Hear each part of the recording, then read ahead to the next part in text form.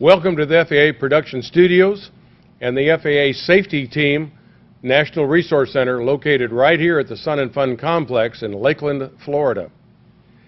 I'm your host, Walt Schammel, and our next presenter is a commercial pilot, holds a flight instructor certificate, been flying over 17 years, and is currently the manager of the safety education with the AOPA Air Safety Foundation. Her topic is Mastering Takeoff and Landings. Let's welcome Kathleen Vasconcelos. Thank you. Thank you. Hi, everyone. Thank you. Welcome to the AOPA Air Safety Foundation presentation of Mastering Takeoffs and Landings. Before we get started on our featured topic, I just want to touch briefly on a program that AOPA has called the Airport Support Network. This is a network of volunteers that serve as the eyes and ears at our nation's airports. If you have an airport locally that doesn't have a volunteer, we would love to have you sign up or sign up someone you know. You can go to aopa.org/ASN, or you can look at this list we have here. These are some local airports in need of volunteers, and we would love to have you participate in this program. Now let's look at why we're here. A brief demonstration of why we need to talk about takeoffs and landings.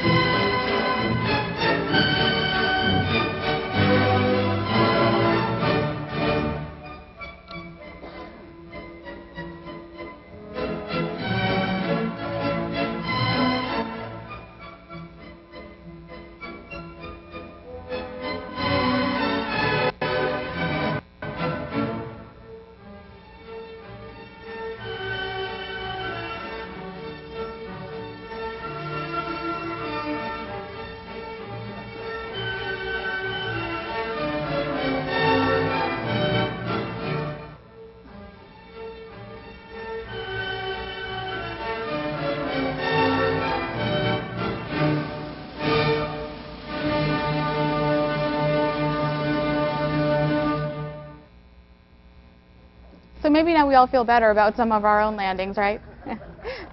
This presentation is very video heavy. I think the best way to learn about takeoffs and landings is actually to see them. So there's a lot of demonstration, a lot of video, similar to when you go to your local airport and watch takeoffs and landings. That's a great way to learn. So you will see a lot of videos to demonstrate what we talk about. I did also want to let you all know that here in the back on the table we have a brochure that highlights some of the things we'll talk about, so please take one on your way out. There's also a registration form for attendance here. And for anyone watching from home, if you go to asf.org, we do have our brochure online as well.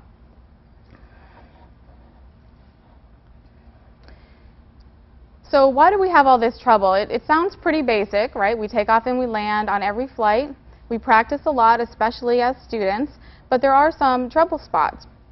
We have talked about this before. The Air Safety Foundation did a seminar a few years ago called Ups and Downs on this same topic of takeoffs and landings.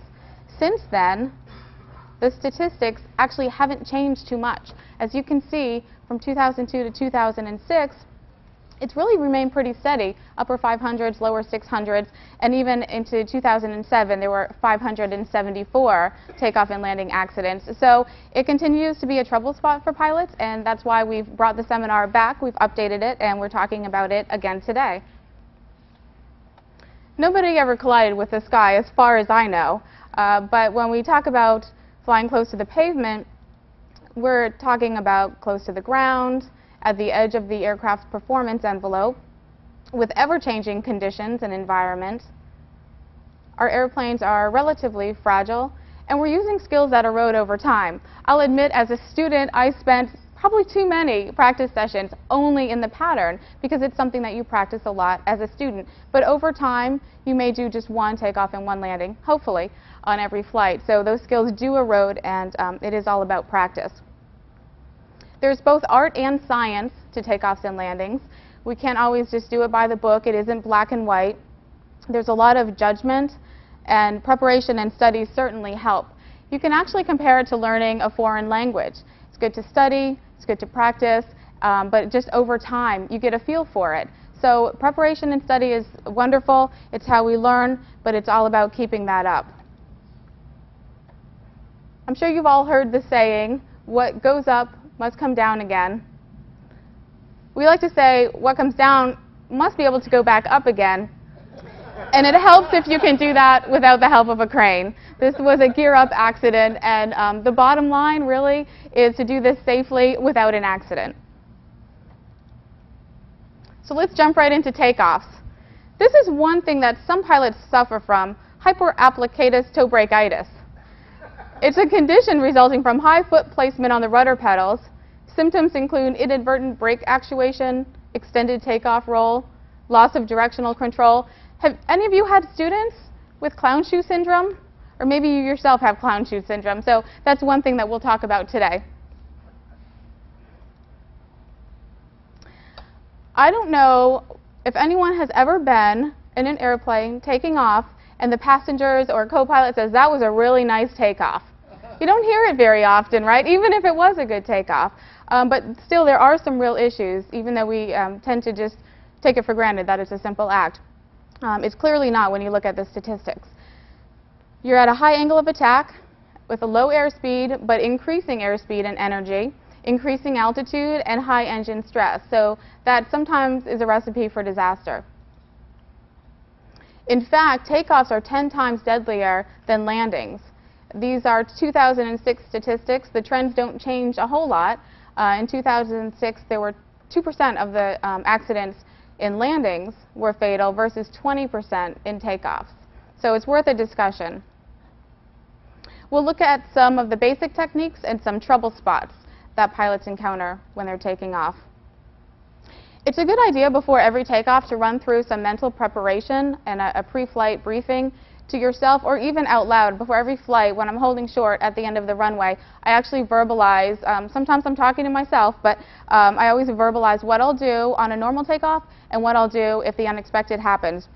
So you are prepared and you don't have to think about it if an emergency occurs and you're already ready for it. So mentally prepare for that, even if you're just in your mind thinking about it. If you're with another pilot, I find that it helps to say it out loud because maybe they have some ideas too. And you can also talk about splitting the duties of flying the plane versus the radio calls, and it's all mapped out and you're all ready before you even do the takeoff roll. Under normal conditions, a takeoff should be a smooth, gradual transition to flight. You don't want to hold the aircraft on the runway too long, and you also don't want to pull it off the runway. So let's look at an example of what a normal takeoff should look like.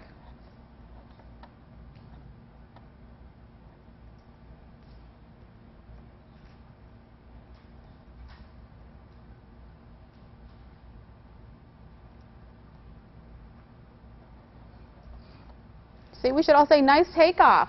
We should get in the habit of saying that. Things to look for. There are some things that happen on takeoff that sound really simple, and they can just be minor distractions, but if they get out of hand, they can lead to big problems. Things like door latches, it should be just a distraction, but when you actually are in flight and you don't abort on the ground, that can lead to problems. Control lock still being in place. Trees and buildings, know not only what's at the end of the runway, but what's around the runway that can create turbulence, crosswinds, and problems like that on takeoff. Foot placement, we talked briefly about clown shoe syndrome, knowing where your feet are on the pedals versus the brakes. And then the wind, loss of directional control because of winds and gusty conditions. So let's talk about that. That's a major trouble spot. We've seen accidents occur mostly because of loss of directional control in crosswind conditions. Make sure when you're taking off in a crosswind, the ailerons are into the wind. You roll them out gradually. Use rudder inputs and hold that aircraft off the ground until you have positive, and you want positive liftoff. When I was learning, when I was a student, I would always ask my instructors, how much aileron, how much rudder? And the answer always was, as much as it takes. There's no formula for that. It depends on what the conditions are, and it's good to be aggressive with that and control the aircraft before it gets out of control. Other things to watch for: terrain and tall grass. These are all going to impact how the aircraft takes off. By slowing the aircraft, grabbing at the tires, and you'll need a longer roll. A rough surface is going to try to bounce the aircraft early, and you want to make sure that it doesn't bounce off too early, but you also don't want to hold the aircraft on the ground too long, which could result in prop damage. IMC on dark nights. This causes problems with VFR pilots, especially if it's a dark, moonless night, and all of a sudden, after takeoff, you have to go on the gauges. That has caused some accidents as well. Density altitude. This is a factor not just in mountainous areas. On a hot, humid day, density altitude has a large impact on takeoff, and it's something to be aware of during your pre-flight briefing when you check the conditions. And let's talk a little bit more about that. Here's a video of what appears to be a normal takeoff. Let's look at what happens.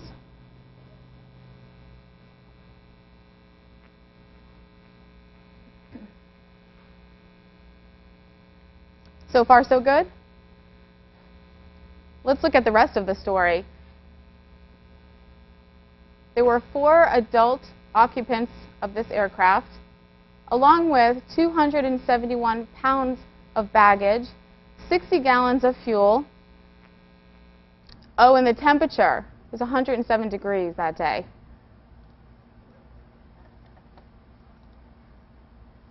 Let's look at the rest of that takeoff.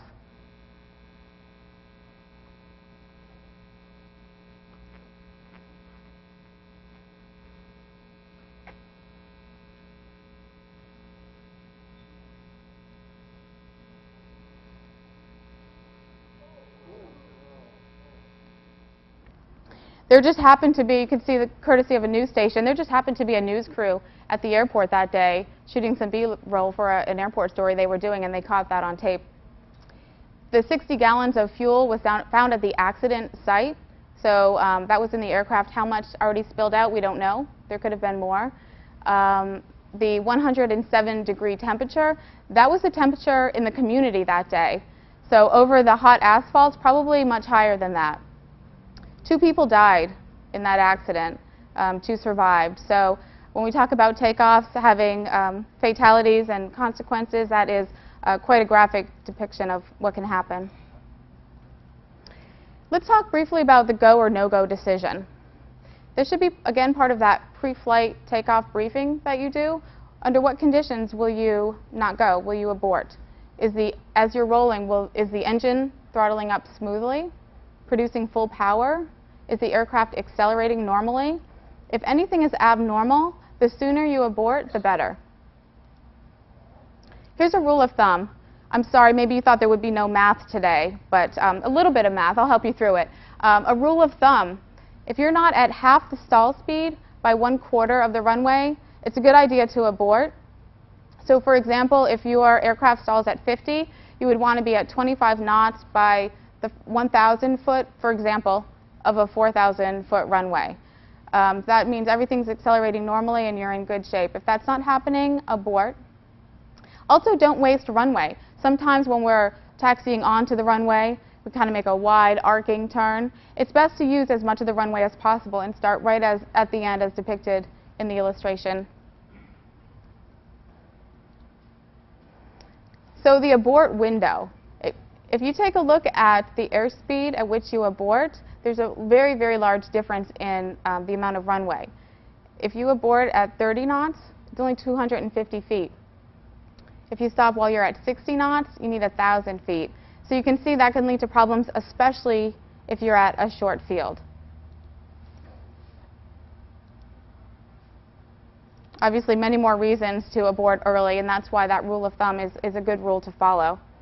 Examples such as distractions, like we talked about, in an open door, not a big deal, right? But the sooner you abort, the better, because if you wait, it could be a big deal if you go off the end of the runway, for example.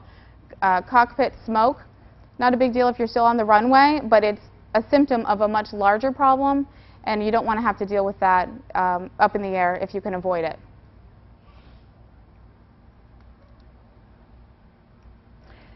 Short and soft field. With a short field, you want to use flaps, go to the very end of the runway, apply full power, and then release your brakes. And after liftoff, you'll be climbing out at VX for a short field. Let's take a look at one example of that.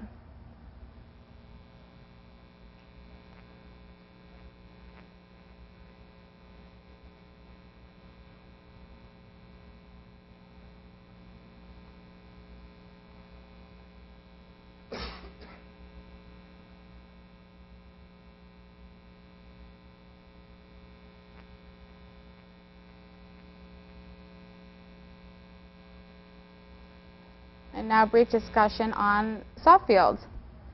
You want to roll right onto the runway without stopping, keep that nose high, fly into ground effect, and then ease the pressure off.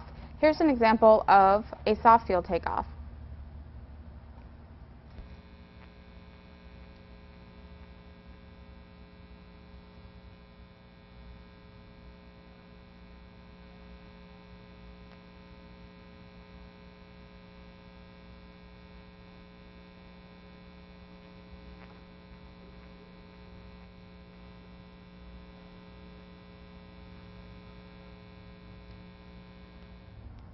Was that a good soft field takeoff? Did anyone notice what was wrong with it? He was stopped at the end of the runway. So if it were a true soft field takeoff, you would want to keep rolling and not, that was more of a short field, stopping at the end of the runway and holding the brakes. So not the best example in that regard. So when we talk about short field, more math.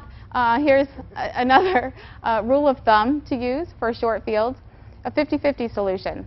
And that just means add 50% to the distance in your POH for a takeoff over a 50-foot obstacle.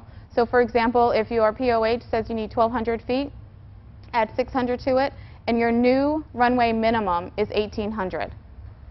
If you use that rule of thumb and you already know beforehand, then there's no question when you look at the runway length. You already know you need at least 1,800 feet. Also remember that you probably won't, in fact you won't, make booked numbers.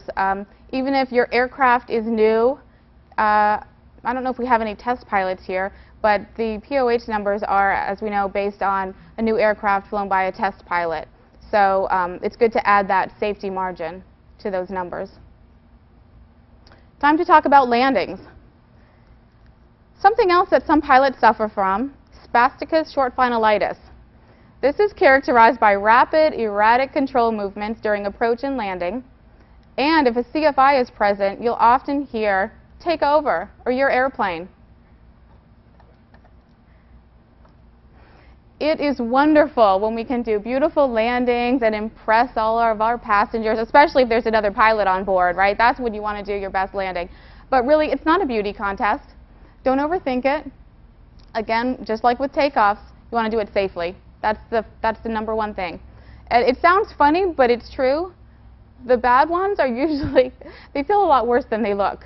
So anyone watching, they might not think it's that bad, even though it feels really bad in the airplane. Our basic goals on landing are to get from the traffic pattern, transition to the ground in a smooth, controlled manner, without touching the edges of the aerodynamic envelope, and we want to use a reasonable amount of runway. The greaser that we all strive for, where you can't even feel the wheels touch down, that's what we all want, right? It's not always the best thing to do. Sometimes you just need the airplane down on the ground and planted, so it won't bounce, it won't take off again, you just need it down. High winds, turbulence, crosswinds, and even short fields. These are examples of some times where you just need the airplane down, and it doesn't have to be beautiful or smooth, you just don't want to harm the airplane. No accidents, and safety. Those are our goals. Here's an airline example of this.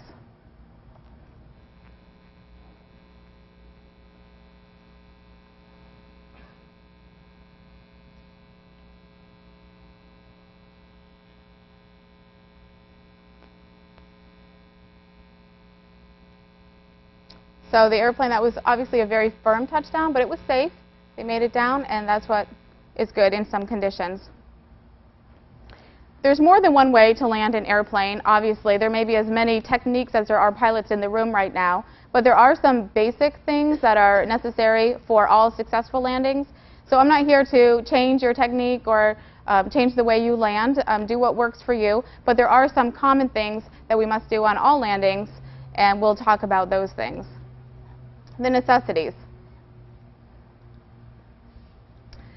Horizontal, vertical, and longitudinal alignment, and airspeed control. These are the things that are common for all landings. If you don't have those 4 things, that's when we have problems, and that's when accidents can occur. So we'll look at those 4 topics today. Now, you'll have to think back to a bad landing. I know it might have been a long time ago. We don't want to admit, but just admit to yourself that you've had a bad landing. Think back to it, and when did that chain start? The chain of events that led to a bad landing or a problem. It probably didn't start during the flare. It probably started much before that. A bad landing can result in misjudged descent from cruise, even a last-minute ATC request, something non-standard and unexpected, can lead to problems on landing. Unfamiliar field, not knowing the airport and the environment around it. Traffic issues, again, things that are non-standard. And abnormal or unexpected weather. All of these things, as far back as cruise, can affect the landing. So it's a good idea during the approach to have the airplane collected, or to have those 4 things that we talked about all aligned and all set up properly, within range and stable. But at what point should you really be stable? As a general rule, 300 to 400 feet above the runway is a good time to have everything stabilized, and so all you have to concentrate on is finishing that final approach and going into the flare transition. This will vary with pilots and circumstances, depending on the experience level of the pilot, depending on what you're flying, how comfortable you are, your currency, and the circumstances such as the environment, the field, and the weather. So have your own policy. This is something you should think about beforehand, and if you're not at that stabilized approach by that time frame that you've already set for yourself, it's a good idea to go around and get set up again so you'll do a proper landing. The runway shape will change on final approach depending on if you're high, too low, or on a normal glide path approach to the runway. These shapes, and that's what it looks like. It's a good thing for student pilots to study this, because this is something that as you fly and do more practice, you really just get a feel for this and a feel for how the airplane is reacting on final and whether you're high or low or right on. So the shapes are something to have in the back of your mind, but the more you fly, the more comfortable you'll get with this. The aiming point. It's a good idea to look at a point in the windscreen, match it up with your aiming point, and where that point moves, or whether it moves, will determine whether you're gaining altitude, decreasing, or if you're right on target. If that spot is moving up, that means that you're getting lower. If it moves down, then you're getting higher. And if it stays right at that same place in the windscreen, then you're right on your aiming point. Let's look at an example of each of those 3. Here's an example of the spot on the windscreen moving up. The bar is aligned with the aiming points, but you can see how it's changing.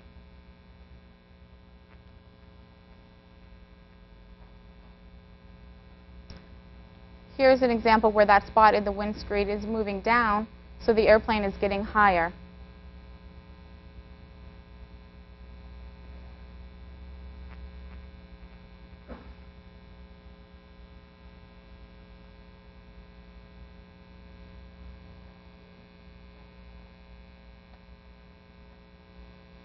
In this example, the bar is lined up with the aiming point and it's not moving. It remains right on the aiming point. This is a great approach.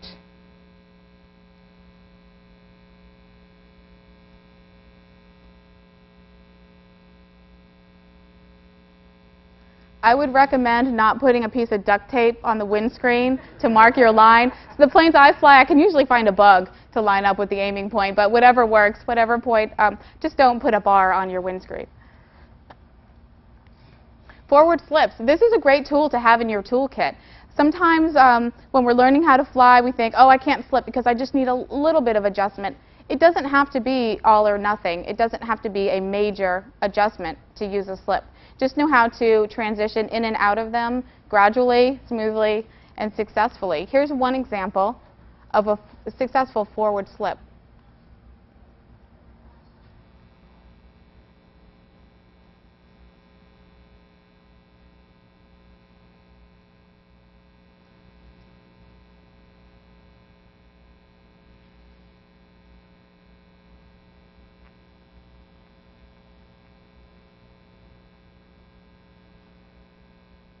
So just something to kind of carry in your back pocket and have in your toolkit, just in case. Airspeed. Energy management is so important on landing that it's one of those 4 things we talked about, so it's clearly not the only thing you have to worry about on landing, but it just may be the most important. Airspeed is energy, and landing is all about managing that energy. If you have excess or insufficient energy, that's when you'll have some problems. You can see that even just a slight change in the airspeed will give you problems. Even a few extra knots will give you a lot more distance, and you'll float down the runway, and we'll see some examples of that as well. So managing the energy or the airspeed is really key. Goldilocks. We don't want the porridge too hot or too cold. We want it just right. So we'll use the Goldilocks principle when we talk about landing. We don't want too cold. We don't want to get too slow, stall the aircraft. That's bad news. We don't want too hot and float down the runway. Again, this is even worse with short field conditions. We want it just right. Speaking of too hot, let's take a look at this video.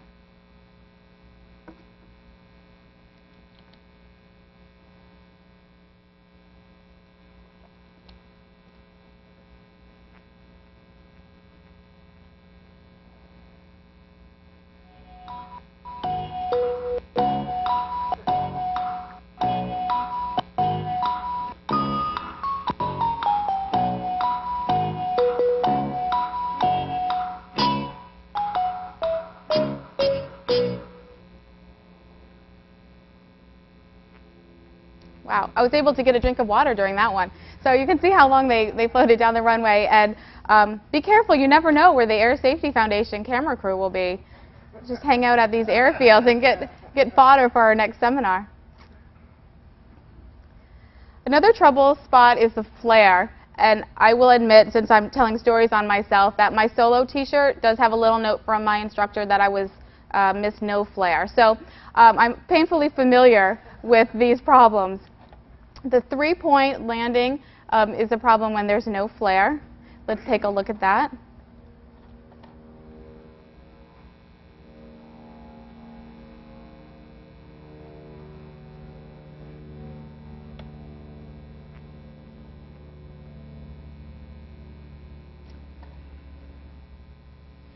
We'll see it in slow-mo here.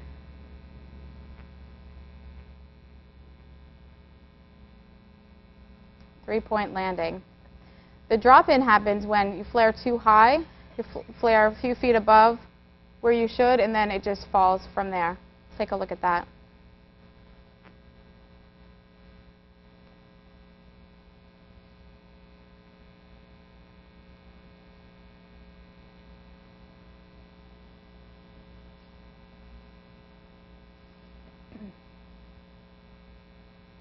If you flare that high, the airplane's done flying, the wings are done flying, and it just drops in. Another example is a bounce that can occur after a flat landing. So if it doesn't land flat and then roll out, you can bounce. And again, not good for the aircraft. Not good for the pilot ego either, I guess.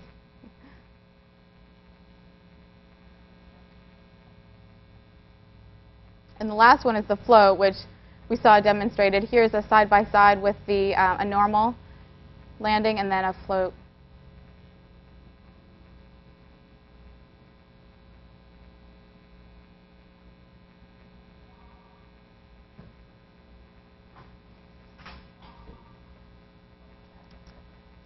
Okay, so there's 4 examples of having trouble with the flare. Let's talk a little bit more about airspeed control and having excess or insufficient airspeed. If the wing is not done flying yet, there's excess energy, you're going to float. It's going to keep flying until it's good and ready to land. If it was done flying a few feet, 5 feet above the runway, then it's done flying and it's going to come down. So managing that energy again is really important. And let's look at a couple examples of this. Here's an example of too much energy, too much airspeed.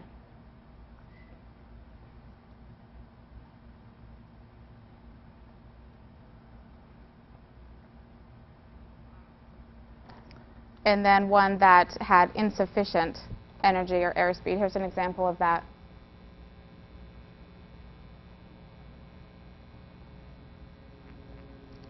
Ouch. Okay. Pitch control. Judging pitch using depth perception to judge your height above the runway is really important. And being able to judge properly makes a difference between a good landing and a bad landing as far as the flare is concerned. Here's a look at a normal flare.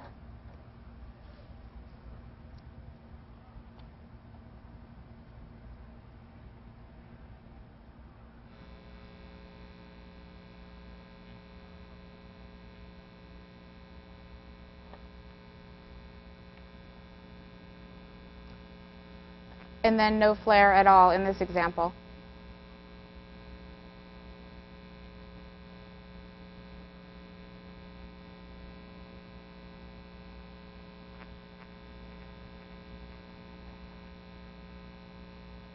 I think what finally helped me, since I told you I've had some problems with this, what finally helped me was really getting a feel for looking down the runway. It's very easy to, we're looking at that aiming point, right? To keep looking at the aiming point. But as you transition from the approach to the flare, you really need to shift your gaze down the end of the runway. And here's an illustration of how to do that. It really helps you judge the height above the runway and how to transition into the flare. So you're looking where you want to land on approach, and right before you, as you transition to the flare, change your gaze to the end of the runway, and it really helps you know when to start that flare. Briefly leveling out the aircraft is another one of those things to have in your toolkit. It's a good thing to have in case you need it. It's okay not to go straight from approach to flare. You can briefly level out, kind of get a feel for what the airplane is going to do. So much of this is getting a feel for it and being familiar with your airplane and its characteristics. So it's okay to do that. It sometimes helps with ballooning and to avoid ballooning. Also, some students have what we call ground shyness, where they're aiming at the runway on approach and they're afraid that they're going to actually crash into the runway. This helps with it. Approaching, aiming to the runway, they're briefly leveling out and transitioning to the flare. That tends to help students to avoid that ground shyness as well. Failure to flare can damage a pilot's ego, but let's look at what it does to the airplane. The nose wheel, think of it as steering gear, not landing gear. You want to land on the main gear because the firewall and the nose wheel of most airplanes are not designed to handle the large amounts of stress that can happen when you don't flare. And we have another video.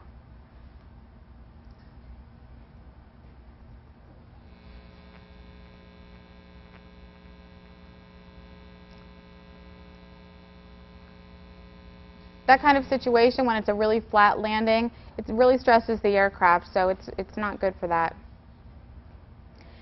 Everyone in here flies just a variety of different airplanes, so I'm really not going to get too much into what each type of airplane, their characteristics, because we just don't have the time to do that.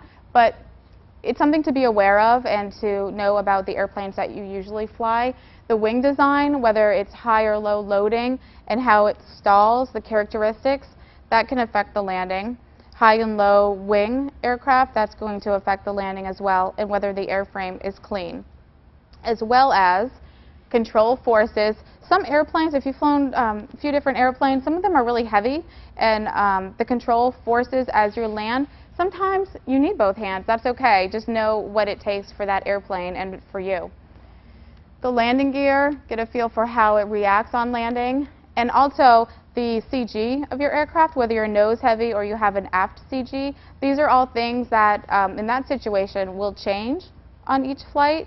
So this should be part as well as that pre-flight briefing.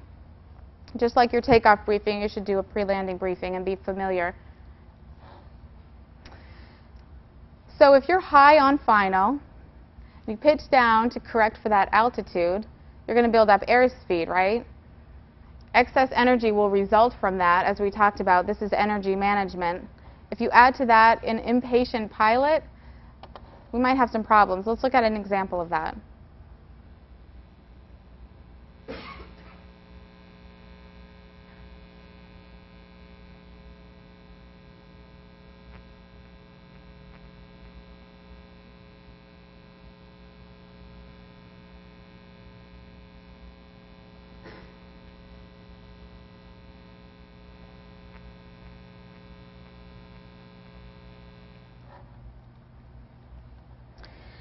A lot of the things that we've talked about so far with takeoffs and landings are all about how the wing flies and the aerodynamics involved. The Air Safety Foundation does have an aerodynamics course on our website, asf.org/aerodynamics. I promise you it's not your college level aerodynamics course. We actually make aerodynamics fun. You have to see it to believe it. It can be done. We do have many other courses on our website, but this is a really good one as you're studying mastering takeoffs and landings. So I hope you'll all check that out on our website. Oops. Let's look at a pilot perspective on landings from Mr. Rod Machado. Minutes to go around and make a complete circuit in the traffic pattern. The actual act of landing flare, which is the difficult part, takes place in about the last 15 seconds. The problem is this.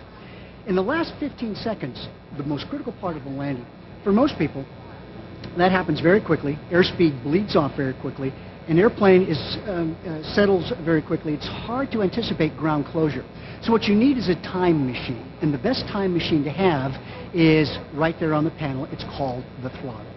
And when you come down to flare, you do the round out. Typically, you bring your power all the way back. I'm suggesting, as long as you have a long enough runway now, and this is the key, add a little bit of power, just a little bit, to create smooth airflow over the horizontal stabilizer. And how much power that is, it really typically varies with the aircraft, but maybe an extra 200 RPM, maybe an extra 2 inches of manifold pressure, something like that. What that does is it minimizes your ground closure rate and allows you to anticipate exactly how you should start the round out and the flare, and thereby giving you a much better chance of making a smoother landing. Now, there are a lot of ways to make smooth landings, but in terms of the best technique that you have where one size fits all, that's what I would recommend. I would also say that for any students in the room or even private pilots that are having problems judging when to flare, maybe something Rod said helped more than something I said. I think it's a good idea to fly with a different flight instructor, because if they might say something different that really helps you, your CFI shouldn't get offended by that. It's a good idea to get a different perspective. Then go back with your other instructor and use that information to improve your landings.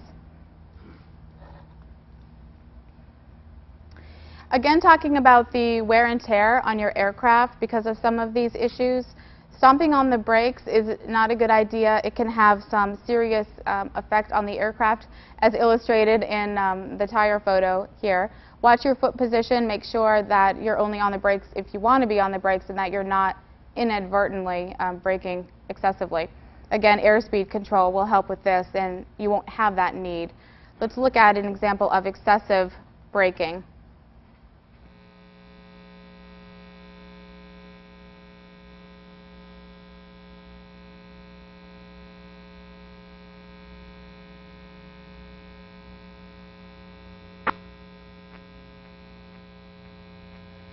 That's not necessary, and if you are managing the airspeed correctly, then you shouldn't have to do that. So just something, again, to be aware of. Crosswind. Since this is something that causes a lot of problems, directional control and loss of directional control, this is something worth discussing in depth. Do we have military or former military pilots in here? If you're on a Navy ship, hey, no problem with the crosswind. Turn the ship into the crosswind. If you're in the Air Force, just turn the landing gear. The B-52, you don't want to land it in a crab, right? The wings are a little low, so you use the crosswind landing gear and land in a crab. Here's an example.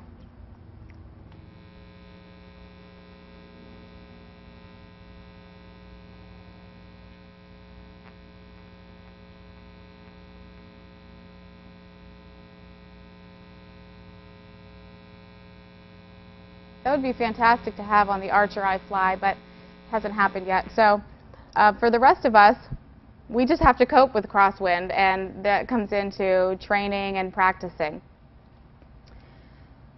Remember that as the pilot in command, you're the boss.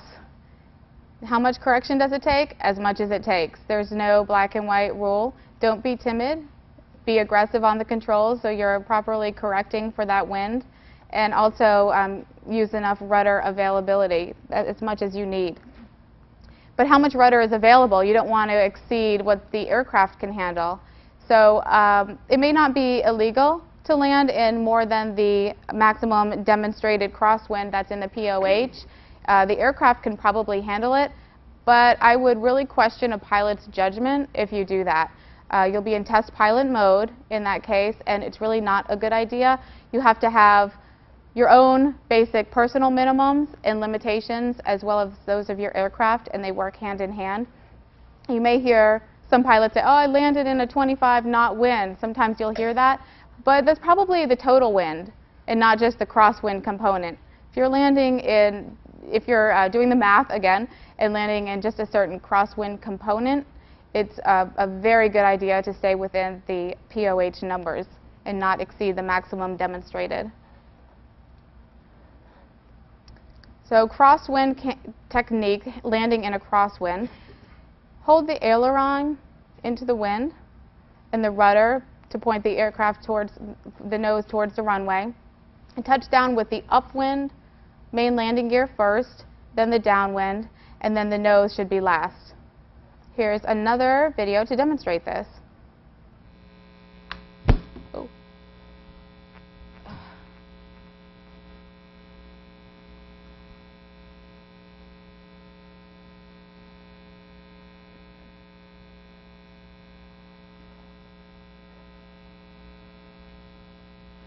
Some crosswind issues that you might run into. Use the minimum flaps needed for the runway length. Remember that the flaps will extend the surface area, and that's just more surface area of the wing for the wind to push against. So use the minimum needed. Above that, as we talked about, above the max demonstrated crosswind, you're the test pilot. In a very windy situation, you probably don't want to be the test pilot, so use your best judgment. And short fields, take into account how long the runway itself is. We talked about minimum flaps in a crosswind situation, but if you're landing on a short field, you want to use full flaps. If you're debating whether you want to use minimum flaps for the wind or maximum flaps for the runway length, it's probably time to find a new runway. That's probably the safest choice, is just to go somewhere else in that situation.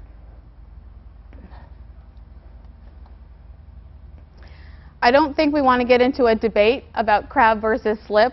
We don't really have the time here, and it might get kind of wild. So everyone has a preference. I would just say do what works for you. Everyone's personal preference is fine. Take into account the time you'll need to adjust and do that transition versus also your passenger comfort. What's best for those on board your airplane. Just do what works for you and transition at some point.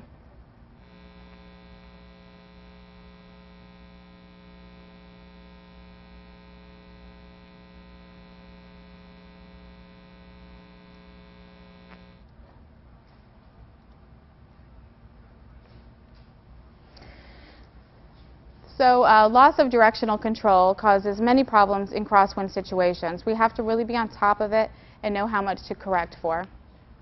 As the airspeed drops, you'll need more control input, and you'll need to maintain that after touchdown. When you're on approach or before approach and you've checked ATIS or AWOS and you get the winds and you do a wind check, you'll have in your mind a certain wind that you'll be correcting for. but that may change and the wind may most likely will get a little less as you're closer to the ground. So fly the wind that actually exists, not what you have in your mind that should be there. Really understand the wind that is there. So let's look at another video talking about needing more control input.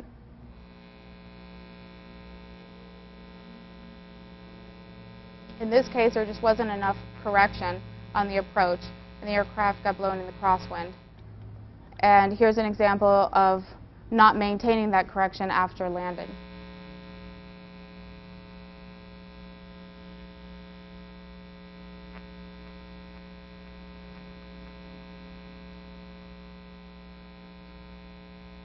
If it's a really windy day, you have your controls in, your aileron, your rudder, and you're so happy you're maintaining center line, it feels so great, and then you touch down and you're, oh, I made it.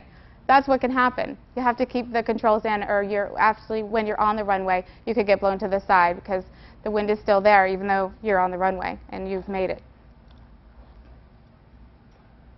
Turbulence. This is another trouble spot. As you approach the runway, if it's a warm day, that rising hot air over the hot pavement can add burble, which I don't think that's the technical term, but it can add a burble to your approach, and this is what it can look like.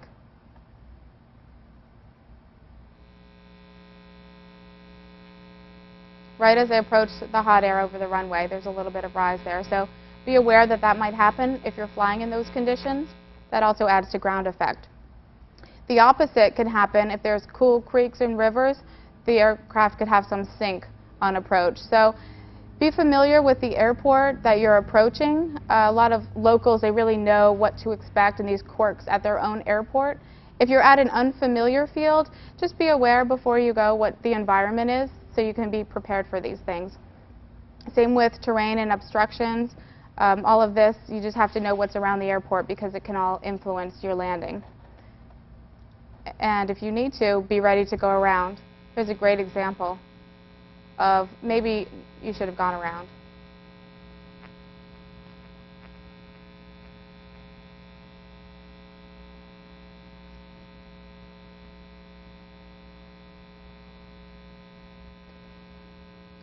This was a pilot that we knew actually. We were shooting some other video and he was pretty shaken up by that. As you can see, when we talk about it, it felt worse in the airplane than it looks. It looks bad enough, right? And it probably felt even worse. So maybe in that case, it would be best to just go around.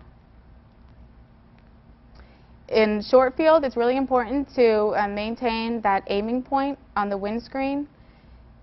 Use just enough airspeed to transition properly to the flare, but you don't want excess, and positive firm touchdown on a short field.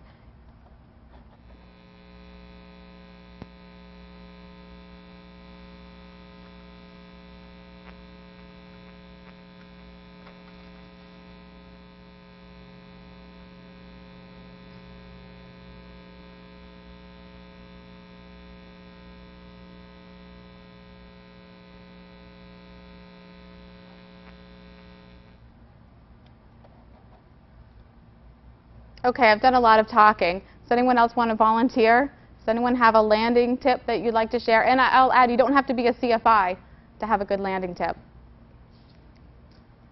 Some shy pilots here today? Yes. Yes.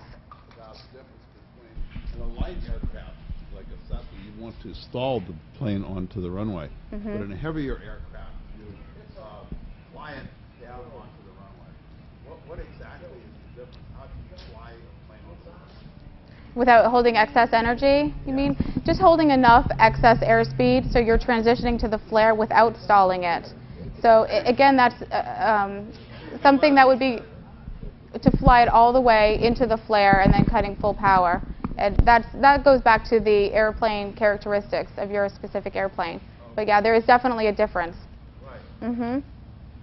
Sometimes stalling the plane onto the runway is the softest way to do it. That's assuming you don't have all the conditions you're talking about, crosswind and all the excessive runway heat and all that sort of thing. Right. that can always make that makes a difference. Absolutely. But just to simply stall the plane right onto the runway, and it makes for a smooth landing instead of forcing it on. Right, and the more you fly that airplane, the more you get used to that. The more you get used to it, right. Yeah, Exactly. it's hard to transition to something different. That's true. Yeah, Yep. okay. Good point. Yeah. We're down to about 10 minutes. I'm going to move along on a few more slides. And there'll be more opportunity for question at the end, I want to add. So runway conditions can impact the landing as well. Grass will be slicker and will affect braking. You'll have to, there'll be reduced braking on grass. And if the grass has dew or frost on it, then it will even add more to the slickness. A rough surface will bounce the aircraft, so there'll be less effectiveness on the braking because there's not that constant impact on the surface. So be aware that it will take longer to roll out in that situation.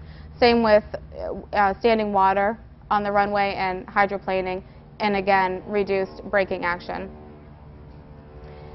Go-arounds, we looked at that landing where it really should have been a go-around. Some pilots don't like to admit defeat. In other cases, you just haven't practiced go-arounds in a while. You might not be comfortable with them. It's a good idea to mentally prepare yourself under what conditions will you go around. Then you're not having that internal debate as you're approaching. You're already ready to go around. The longer you wait, the worse it's going to be. The caveat here is if you've already made it to the runway, as with that landing we saw, if it was a really rough approach and you made it, stay down. It's just going to be worse if you try to go around again. Some go-around mistakes we've touched on. This was an accident that was a classic landing accident a few years ago in Mountain Air Airport in North Carolina. The pilot came in high and fast, bounced on the runway, bounced again a few hundred feet down the runway. As you can see, the runway's at the top of a mountain, and it's only 2,800, 2,900 feet long by 50 feet. It veered off the runway, crashed into some parked cars, and there were 3 fatalities. So again, a really unfortunate graphic depiction of what can happen when a bad landing turns into an accident. Okay, so enough of the doom and gloom. What happens when it's right, when it all comes together? Airspeed's on target, good pitch attitude, good gradual transition. Let's look at 2 examples of when it goes right.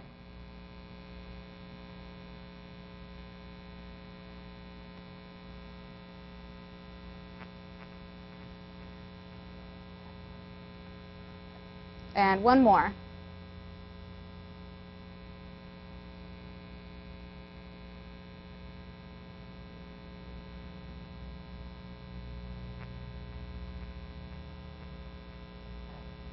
So that's when all those 4 things are all collected at the beginning of the approach, and a smooth transition, short rollout, and you'll impress your passengers and the aircraft will love you too. So to wrap up, a few things on landing. Alignment horizontally, vertically, and longitudinally. And airspeed control, the most important thing of those 4. Know what you can handle today. Know what you can handle at that point. The environment, your currency, your comfort with the aircraft you're flying. Don't think about what you used to do. It doesn't matter. What just matters is what can you do that one day. Don't let the airplane control you. You're in control. If there's a crosswind, don't let the aircraft be blown off the center line. Put in enough aggressive control to maintain the aircraft. And if you're thinking about going around, if that even crosses your mind, you should probably go around. Don't have an internal debate. You go with your gut instinct, and it's probably right. It's always better than waiting too long. And now, what you've all been waiting for, the secret to making those perfect landings, from Mr. Barry Schiff. Let's hear what he has to say about it. I don't know. I've been asked many times how to make the perfect landing, and I don't think there is a secret to it. I think that it happens, and when it does, you're grateful and thankful that it does. And a lot of it has to do with what you feel in your fingertips, what you feel through the seat of your pants. I've made approaches to landings I thought were going to wind up in devastation, and the airplane squeaked on the ground and I never felt it. On the other hand, I've done everything perfectly and crunched the airplane on the ground in a most embarrassing way. I don't think there are secrets except to say it takes a great deal of practice to achieve a level of suitable satisfaction, something you're happy with all the time. The perfect landing is an accident. It's a freak. Okay, so there's no secret. It's an accident, it just happened, but it's still good to practice, obviously, to make better landings. I thank you all for coming. The Air Safety Foundation has, we talked about the aerodynamics course, we have many other online interactive courses free of charge for all pilots on our website, asf.org. Other articles and safety publications are there as well. And we're also over in AOPA's tent, and we encourage you all to stop by and chat with us today. So thank you very much for coming. I'm available for questions that you might have. We do have a few more minutes, so if anyone has any questions. Yes? I noticed the slide said you use flap for a short field takeoff, but not all pilot operating handbooks call for flaps on short field takeoffs. That's a great point. This is more a general rule, but that's a great point, is to get some transition training when you're going to a new aircraft. If you're familiar with flying short fields and soft fields a certain way, that's a great point, that not all aircraft will require the same procedures. Thank you. Great. Thank you all very much. Very good. Thank you. Stay right here. Okay. Well, that was pretty interesting. All that time that we've spent practicing takeoff and landings, I did notice one thing. Yes. You said that flaps should be used as appropriate. Mm-hmm. Most of the people that I see having trouble with landings, they're always in the full flap position. Okay. And when I ask them, why are you landing full flap on every landing? You know, I get an interesting answer. Well, that's what the airlines do. Well, they're different kind of airplanes. Good point. So That's we true. need to fly the airplane that we've got, not somebody else's. Absolutely, and for the conditions, that's right. So now that the Air Safety Foundation has made this presentation on takeoff and landings, do you think we'll be able to apply any of that on our next flight? Absolutely. I hope so. I hope everyone takes away at least a little nugget of information to apply. Yes, absolutely. I know a few things I won't do on the next one. And we'll try not to have a video camera there when you do those mistakes. Any other questions? Well, we've got another show coming up here at 11:30, and it's John and Martha King, and they'll be talking about operational risk management, not just the theory of it. So please come back and join us for John and Martha King.